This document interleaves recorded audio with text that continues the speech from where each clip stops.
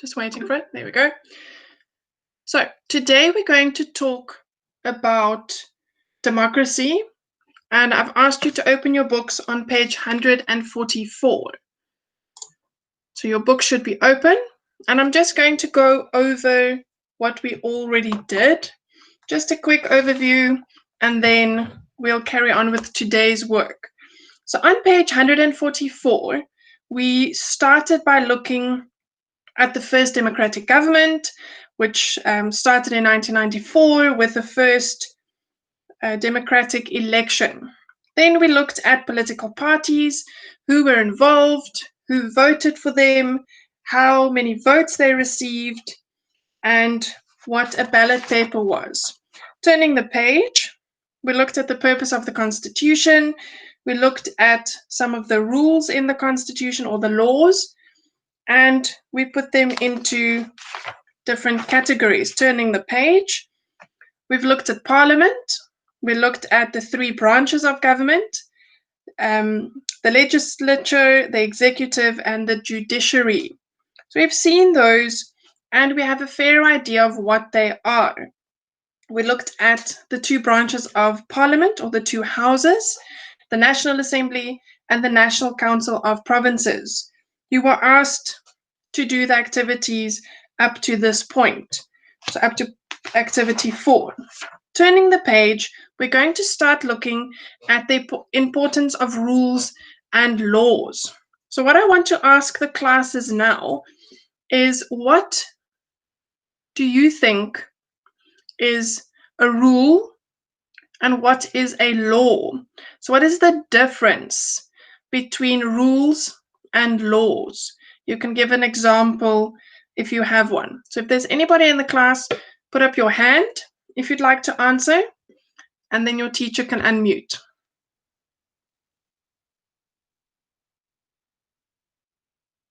Okay, 6M has an answer for us. Yes, Esther says the following. I'm just going to ask her to tell me and then I'll repeat it. Okay. I'm not sure if I'm right, but the difference is that a law that outside has to follow and She said a law. What did you say the difference between a law and country has to Okay, so she said a law is that the country needs to follow it. and a law is you can break a rule. Okay, so she said a rule is something that can be broken. Okay, anyone Interesting else? answer. No. Anyone Interesting else answer. the difference? Right, Zaid's got an answer as well. Okay, let's give Zaid an option. A law is that you are forced to follow. A law is that you are forced to follow something. And a rule?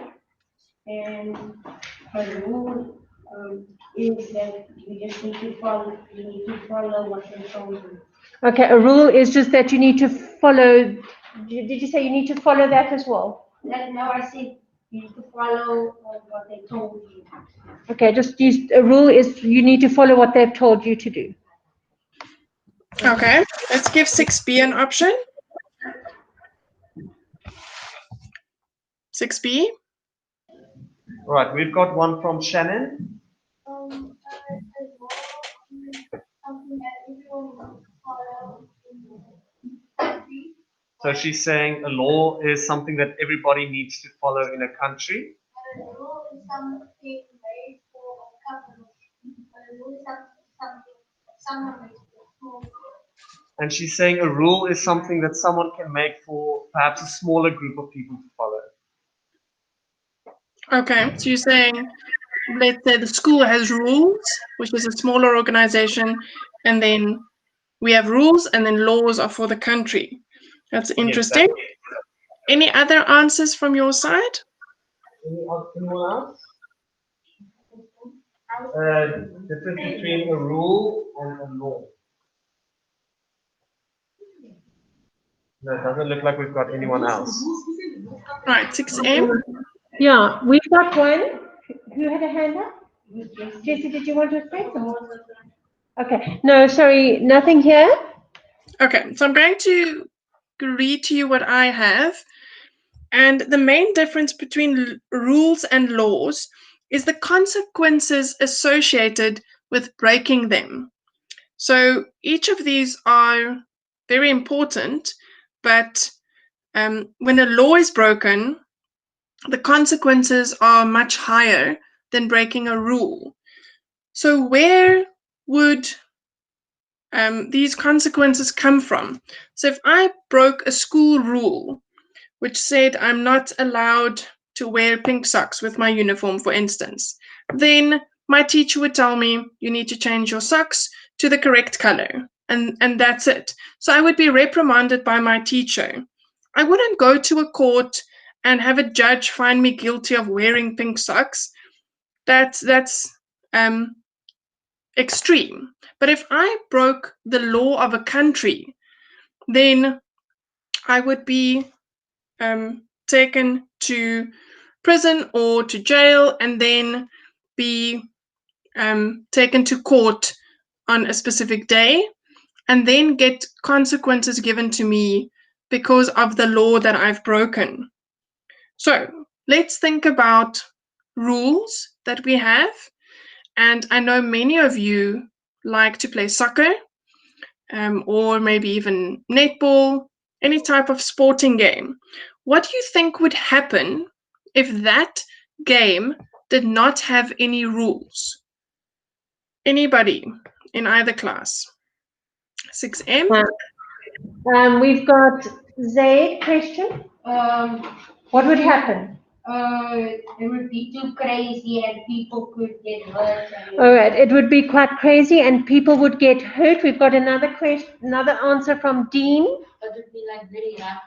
It would be, the game would be very rough. And Grace? There would be chaos on the field. There will be chaos on the field. And Chantal? People would be running around. Okay, people will be running around and doing things that they shouldn't be doing. Esther? And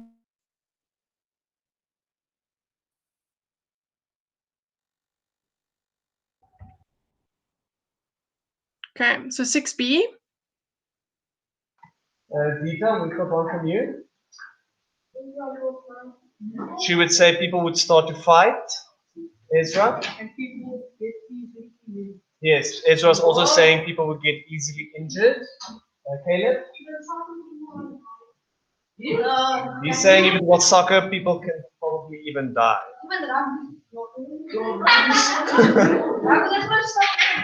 Okay, so before you even think about people getting injured, they wouldn't know how to play the game. If there's no rules to follow, then what are they actually doing? It's just a lot of people on a field with a ball.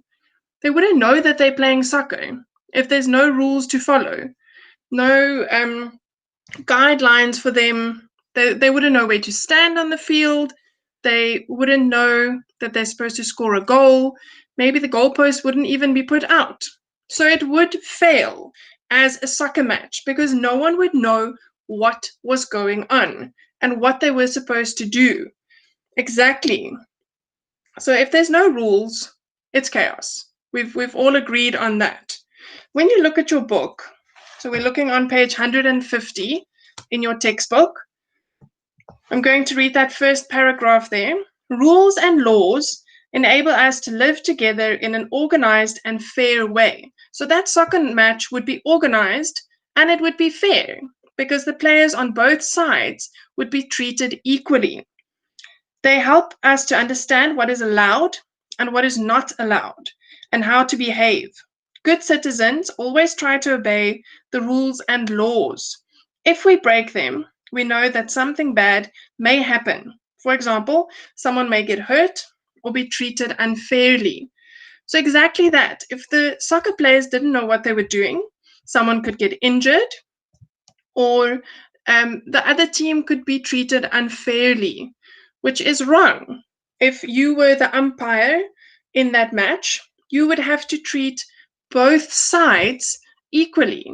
If someone scored a goal, then it would be a goal. If the other team scored a goal and you said, oh no, it wasn't a goal, but it was clearly a goal, then you were treating them unfairly. And that is not allowed. So when we're looking at activity 5 in your book, it is asking you to look at the pictures A, B, and C, and then answer the questions. So the first picture, we see a lady, and there's a uniform hanging on the cupboard. There's a mirror, and she says, I really don't feel like wearing my uniform to work today. So it looks like it's either a police uniform or a security uniform.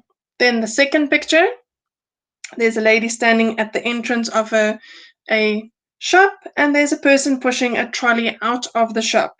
She says, hey, you must pay for that. And the person with the trolley says, why? I need these things and no one here is using them.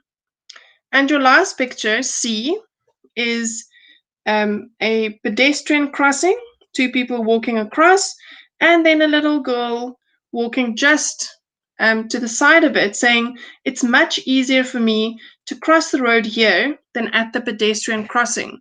Behind her is a blue car, and you can see that the red car behind that has smashed into him, or the blue car. So now the question states, describe what is happening in each situation. Number 2, say what rules or laws are about to be broken. And then 3, explain what could happen if the rules or laws are broken. So these 3 pictures, we'll get back to these in a moment, and we're going to talk about the questions. I want to ask you now, what do you think equal or equality means? So we've spoken about the soccer teams being equal. What would that mean if you're talking about the country? Equality in the country. Anybody with their hand up? So 6B. Nikitingwe, yes.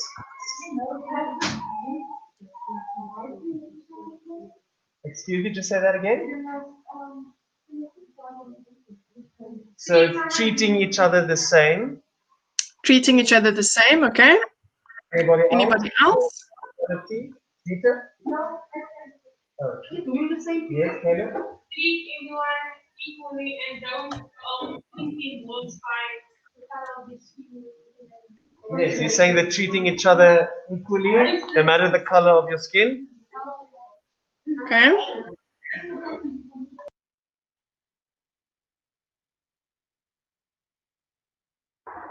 Okay, we have a couple. Mrs. Yes. Bibi, you? All right, so Chantel, she says, say it again loudly.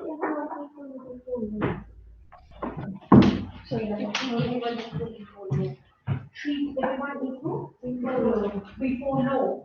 Okay. Chantal says to treat everyone equal before law. And Esther?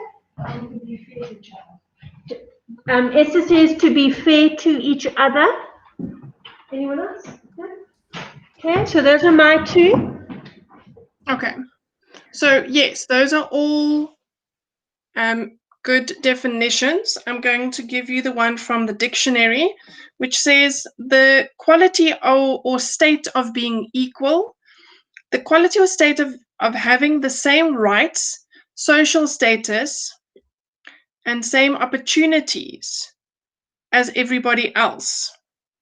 So you are treated equally in the country, whether you are male or female, a different race, a different religious group, a different cultural group, that should not matter. You are a citizen of South Africa and you should be treated equally. Now, if we're looking at equality within the law, it means that any court that might hear your case should treat you equally to everybody else. There are laws in the country, and if you disobey these laws or break the laws, then you should be treated equally to anybody else that's done the same thing.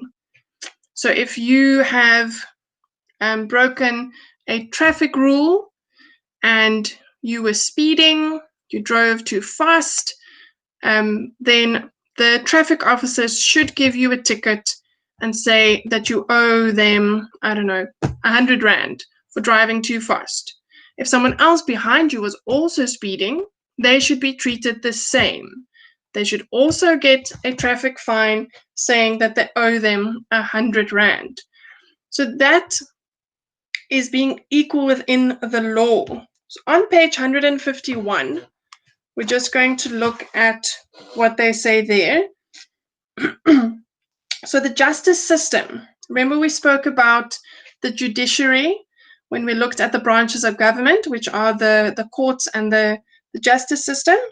And the justice system is there to ensure that we are all treated equally if and when we need to go to court. So I'm going to go 3 paragraphs down, and it says the justice system, today the Constitution of South Africa has laws to make sure that everyone in the country is treated equally. It states, so the Constitution, the laws of the country state the following. Everyone is equal under the law and has the right to equal protection and benefit of the law. So you might think the law is only there when you've done something wrong, but the law is also there if someone has done something to you. So let's say someone has taken money from your business, then you would take them and file a complaint against them, and then the court should decide that that person must pay the money back to you, or whatever it may be. Then below that, this means that everyone should have a chance for his or her case to be heard in court. They can't say, no, we don't want to hear of your story. You must leave now. Everyone should be heard in court. The court must treat everyone the same, regardless of whether they are poor, whether they are male or female, or whether they have a different religion or culture to most people in the court. So it doesn't matter who you are, what your background is, where you come from, if you have money, if you don't have money, that shouldn't matter. Then the same laws apply to everyone, regardless of the work they do in the country. For example, the laws apply even to court judges, the police, and the president of the country. So everyone is equal in the eyes of the law. And then on the next page, there's just the last bullet point. No person may interfere with the work of the courts, not even the president. So no one can interfere with what's happening in the court. The judges that are in the court, or the panel of judges, they have to hear the evidence that is given to them. They have to look at the laws that might have been broken, and they have to then decide on a fair and just result to whatever the case was. And that is their job. They have to do that. They can't now go, oh, we like this person, we'll just give the verdict in their favor. Or it's a minister that's maybe in court, or a police officer, or a businessman with a lot of money. It doesn't matter. They should all be treated equally in court. Now, I'm going to put a page on the board that we're going to look at. Give me a second.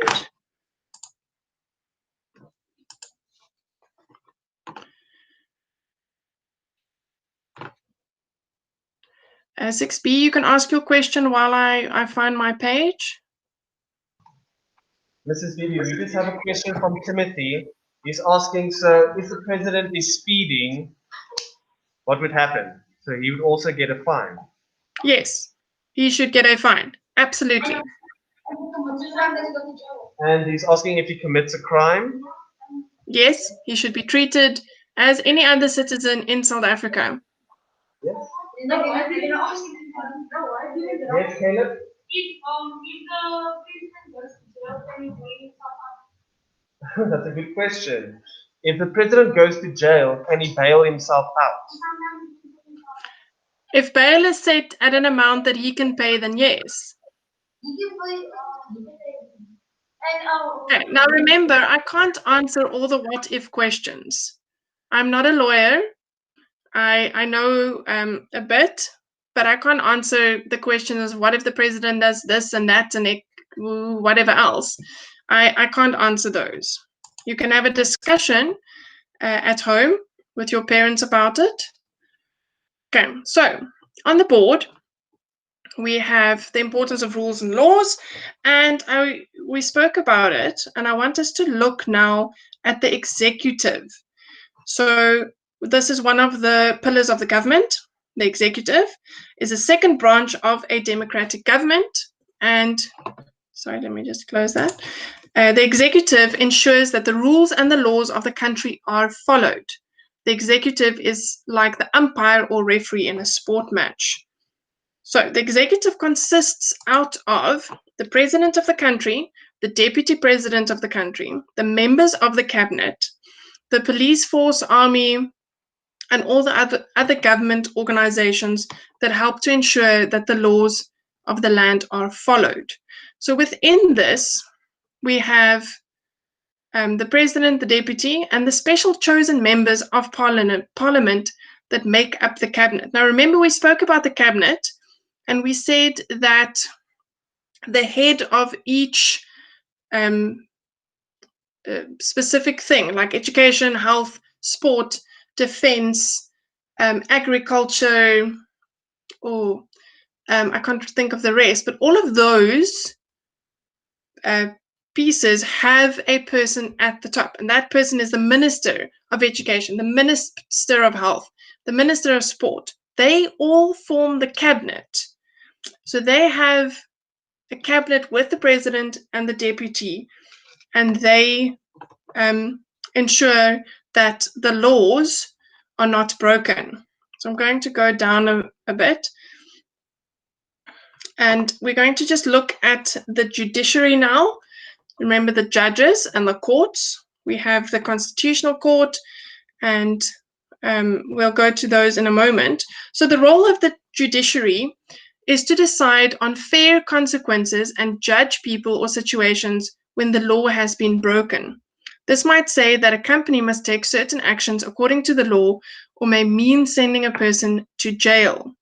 The justice system consists of the following law courts and the judges. So in South Africa, there are 4 different levels of courts, and this is the little diagram that I want to show you. So we've got the Constitutional Court, which is the highest court in the country, the Supreme Court of Appeal, the highest court in the land in all other matters. So if it's not a constitutional matter, then it goes to the Court of Appeal, and then the High Court. There are 10 high courts in South Africa, and the Magistrates Court. Now, there's quite a few magistrates courts. I know there's one in Wynberg. That's the only one I can think of now, but there are ones scattered all over. So what I want you to do is copy this down, making your heading the importance of rules and laws, the justice system and equality under the law. I'll put that on the board first. So your heading on page 151. Yes, 6M. Mrs. Bibi, the green is very, very light. Is it possible for you to change that to a different color? I can try quickly. Okay, the green and the blue. Maybe if you can make them darker colors, because we could hardly see it on the board. Okay.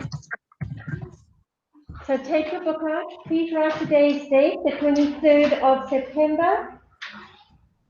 That should be at the top of your page, the 23rd of September. Okay, let me just put the heading on the board quickly.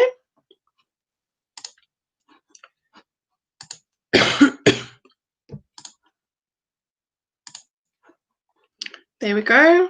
Headings on the board.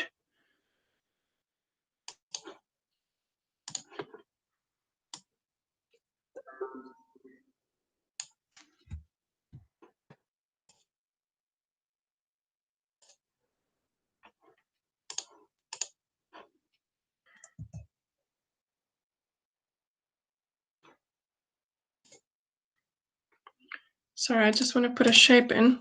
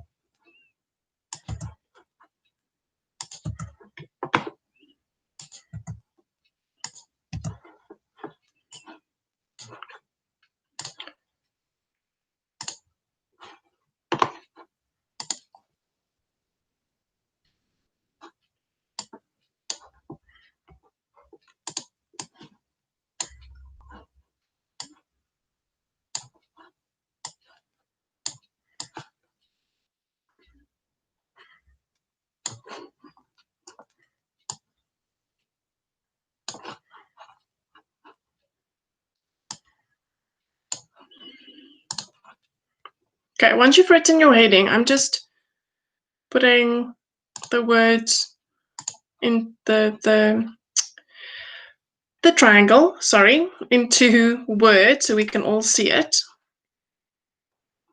Right, who's not written the heading? Everybody okay with writing the heading? If you haven't written the heading, it is on page 151 in orange. So I'm going to stop presenting quickly and put the triangle on the board. So there, you can't quite see my triangle because I had to draw it quite big, but you can draw a triangle. And at the top is the Constitutional Court.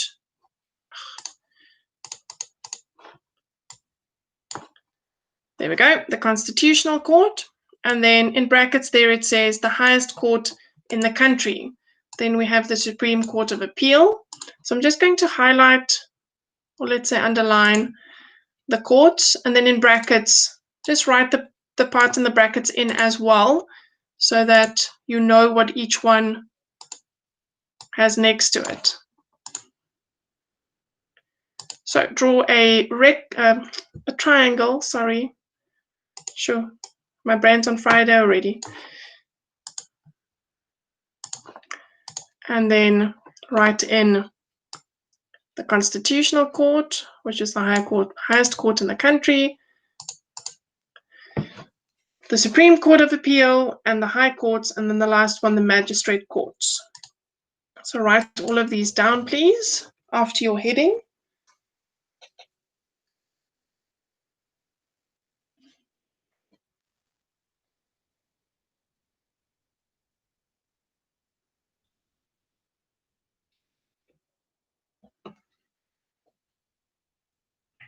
I will also send this on the WhatsApp group if we don't get to finish.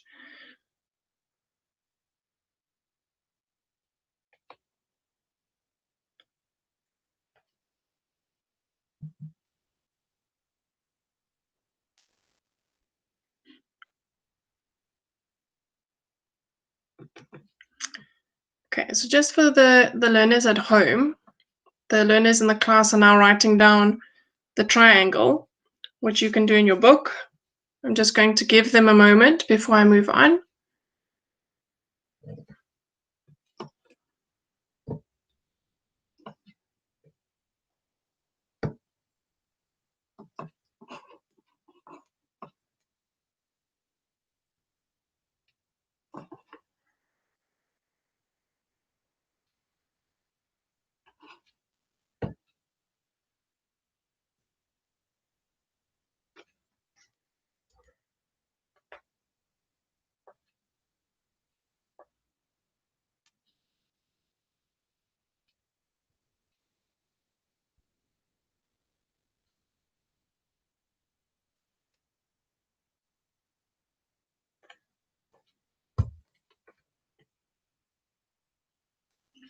Don't worry too much now about your triangle, if it's pretty or straight. You can always draw it at the end.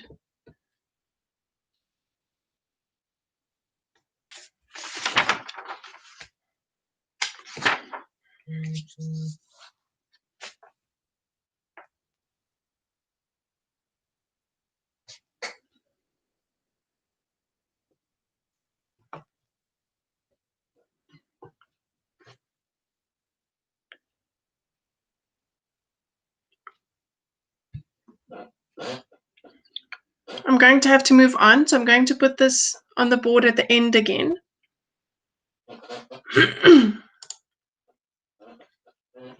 So let's go and dive into the Constitutional Court quickly.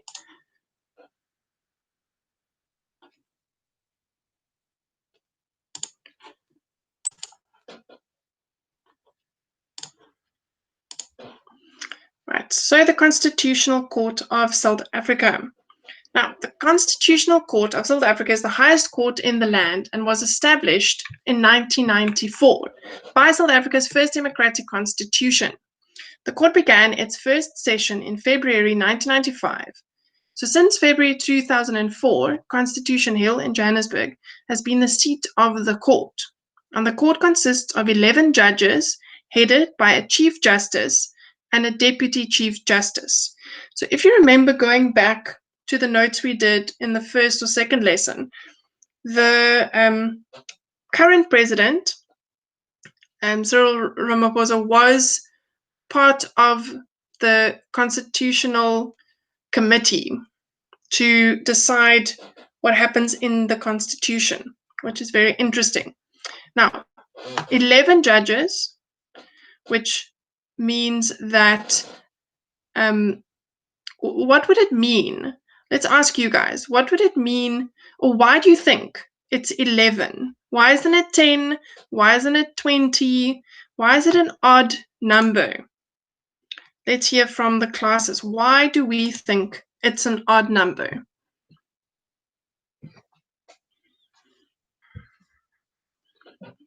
Six B, do you have an answer for us?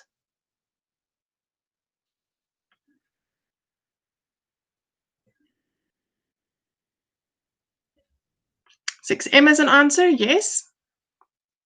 Iman said the reason why is so that you can have an odd number, so that basically the votes will be fair that way. What So do you that mean we- by that, Iman? Why would it? So if you've got 11 and you have a vote, one will definitely win over the other one. So if you've got that type of, do you understand? Yes. Yes. Lovely. So what she means is that if I have a vote and 5 judges vote for yes, for instance, and 5 judges vote no, if there are 10, then it would be a draw. It would be an equal yes-no vote. So then what? What happens? So having 11 judges means that there will always be a majority vote. So let's say 5 judges vote yes, 6 judges vote no, then it's a no, because more than half of the judges voted no. Great. Well done with that one. So there's 11 judges, and they now currently 8 of the judges are men and 3 are women. Their duty is to uphold the law and the Constitution, which they must apply impartially and without fear, favor, or prejudice. So they have to look at the Constitution, which are the laws of the country. They must apply these laws impartially, without fear, without favoring anybody, and without prejudice. So I want you to look at those 4 words. Impartially, I'm going to highlight that sentence. Impartially, fear, favor, or prejudice. So without fear, without favor, and without prejudice. Who wants to give us a definition of any of those 4? I think fear we would understand. So they can't be afraid of what's going to happen if there's a certain outcome. They can't be afraid of anybody or a company or a group of people and then make a decision. They can't favor anybody over anybody else. So prejudice and impartially, what do those 2 words mean? Yes, you can go and look at your dictionary. Have a quick look at impartially and prejudice.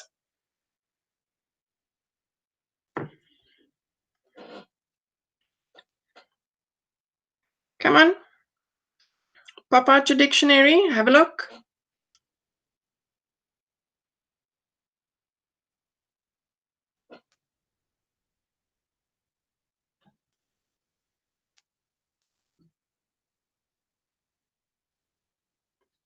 Okay, I see people in 6M have their dictionaries out.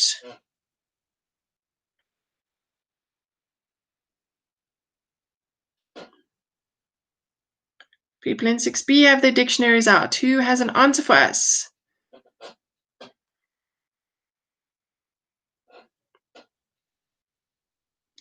Impartially and prejudice.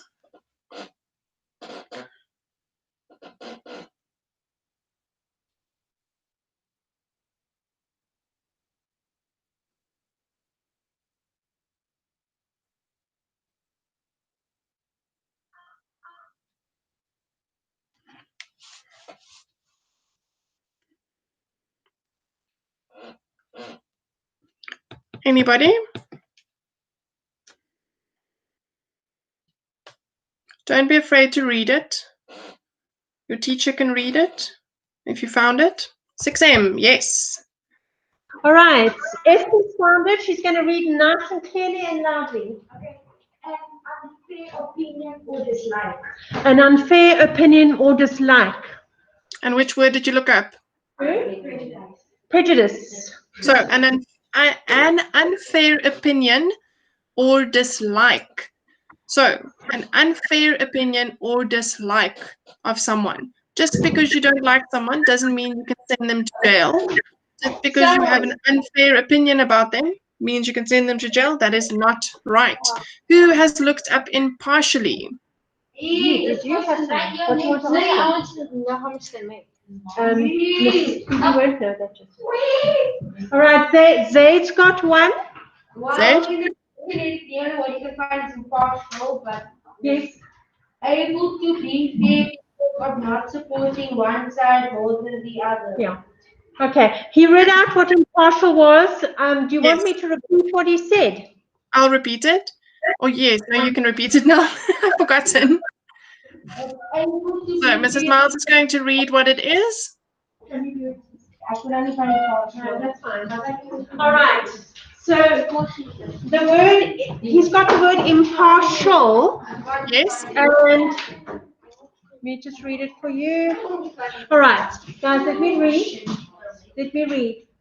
Impartial means able to be fair because of not supporting one side more than the other.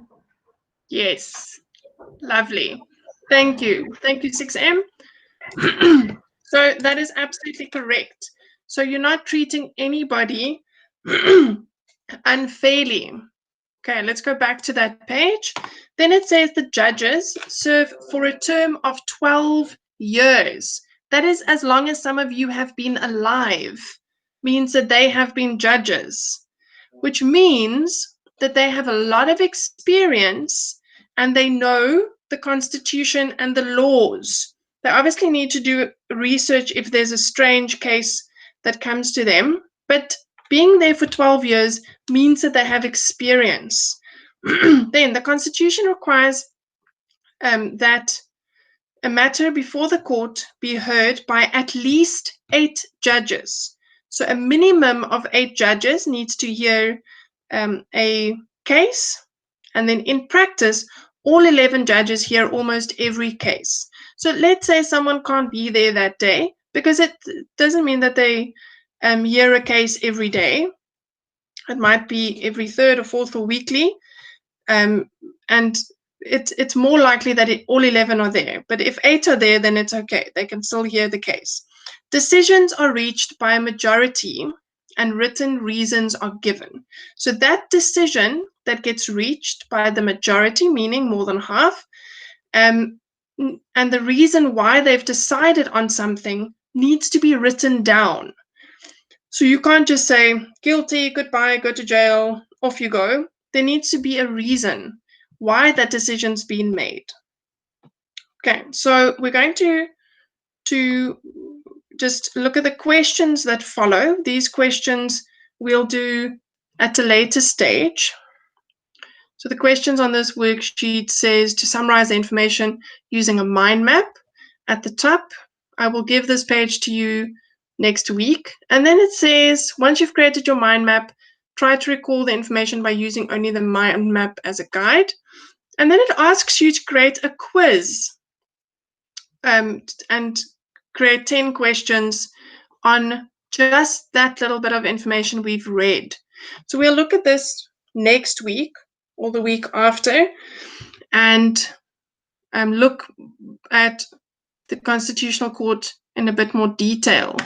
So let me stop presenting that page and let's go to activity 6, which is on page 152. Page 152. It asks us to explore examples of equality under the law. Now we know what equality means. We've looked that up. We understand that there's laws in the country. So let's have a look. It says, read about the three situations below. Do you think Peter, Miriam, and Alfie understand that all people are equal under the law? Explain your answer. Number 2, make up one situation of your own to explain the idea of equality under the law. So with this one, you would have each person's name and then the answer that you're giving, because you have to give 3 answers. Do you think these 3 people understand that all people are equal under the law, and explain why? So with your answer, you're going to write each person's name, your answer, your explanation, and then you can move on to number 2. So I'm going to start with Peter, the first situation there. Peter is a homeless man. He is accused of theft. Peter thinks that no one will believe him in court because his clothes are dirty and he has no home. Going back to your question, do you think Peter understands that all people are equal under the law? Okay, so you have to go and think about that. The second one, Miriam is a young television star. She is caught drinking and driving. Miriam believes that the court will not send her to jail because she is very wealthy and many people love her. Now, do you think that she understands that all people are equal under the law? And then the next one, Alfie, uses a wheelchair.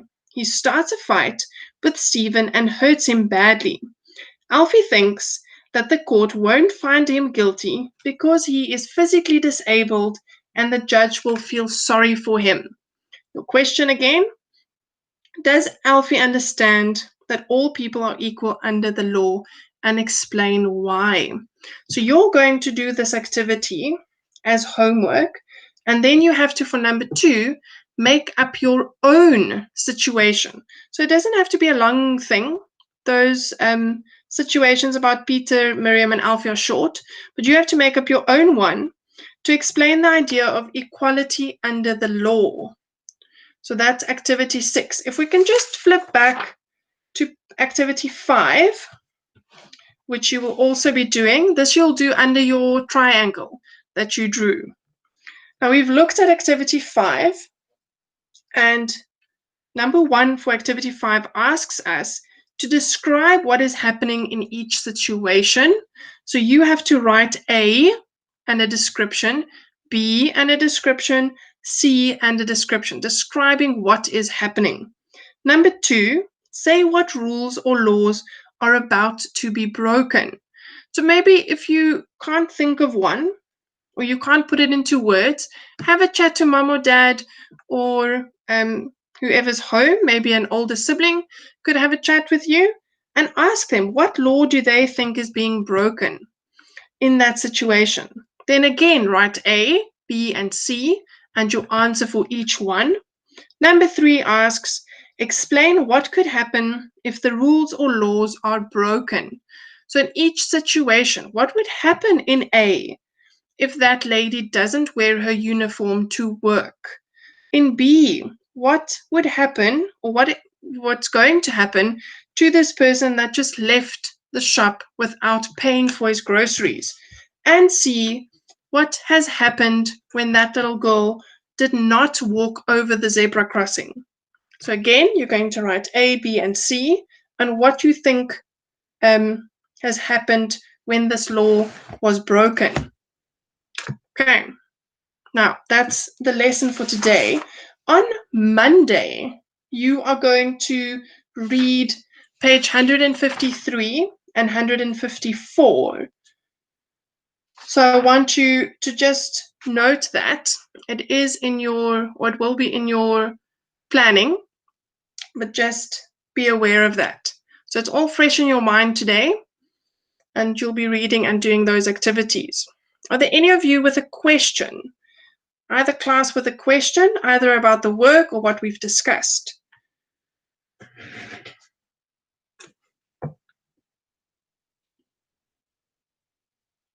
(6M).